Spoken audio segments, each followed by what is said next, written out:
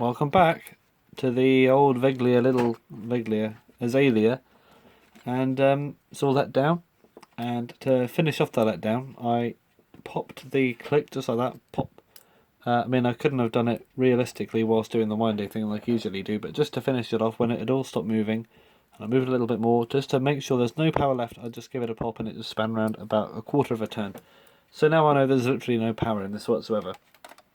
So I guess that means we can commence the disassembly and find out what's really going on inside here, because I'm really curious. We've seen some unusual designs in this thing so far, and I have, I wouldn't be surprised if it continued to amaze us in the way it already has. So I'd be interested to see how the repeat function of this one works. I don't actually know how it worked in a baby bin, because I don't think the ones I have actually have a repeater on them. I think it's only the early ones. Alright, so I think this comes out of there. What's it? Okay, this is the alarm, and what's this? I need to pay attention to that. These go on top of the pillars. Alright. And we have our time spring, and these are working. I don't want to pop them open really, maybe just have a quick look, but I know it's just going to be a real pain and messy. I'll see how it goes. If I need to, then I will. Wow, this is our hammer. This is the most weird hammer design I've ever seen. It's slightly floppy. This is probably intentional. But literally, this is the hammer for the alarm, apparently. What a ludicrous design. Got our alarm escape wheel. And our clicks. As you can see, they are sort of there. And that makes up our thing. And that's good, we can assemble it in two different parts. So why is this not turning? Well, that's because I took off the things, isn't it? There we go.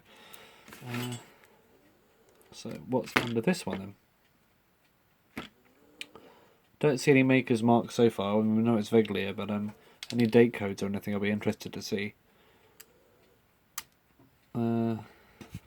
Yeah, pivots are a bit dirty, aren't they? I think all movements benefit from a bit of a clean. So we've got our wheels. This is our repeat lever, which very fancy designs going on here. Probably prioritising the looks a little bit, which in my opinion maybe not be the most practical thing, but it does pay in terms of a enjoyable experience servicing this. Another click.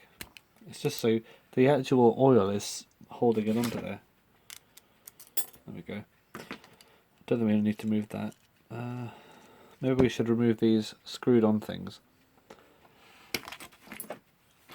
And I will use isopropyl alcohol when cleaning this, but instead of submerging it, I will just give it a swab wipe and let you know how it goes. So this comes off, and I think I can see, for the first time, after the HAC, an actual screw in there. Is this just a rivet or a screw? I think it's a screw. Well, this comes off. And the last thing is this. Remember this, there's a washer there that I don't want to forget about. Probably not doing too good of a job of keeping everything in order. But I'll use my wits and whatevers to make sure nothing gets lost. So I will just have a quick crack at removing this cannon pinion. If it does not want to come off, then yeah, no, I'm not going to force it. If I force it, it might break or it might lose grip or something, and I don't want to try that. But to be honest, where we are at now is a pretty disassembled state, in my opinion. That looks like a top half of a face, like, oh, where's my mouth? Like that. And to be honest, I think this is going to be a bit of an interesting one. I mean, if it isn't already.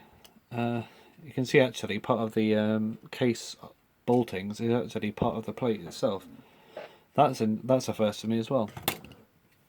So hopefully you will see the next part of this when all the parts are clean, and I'll be ready to reassemble it. So wish me luck.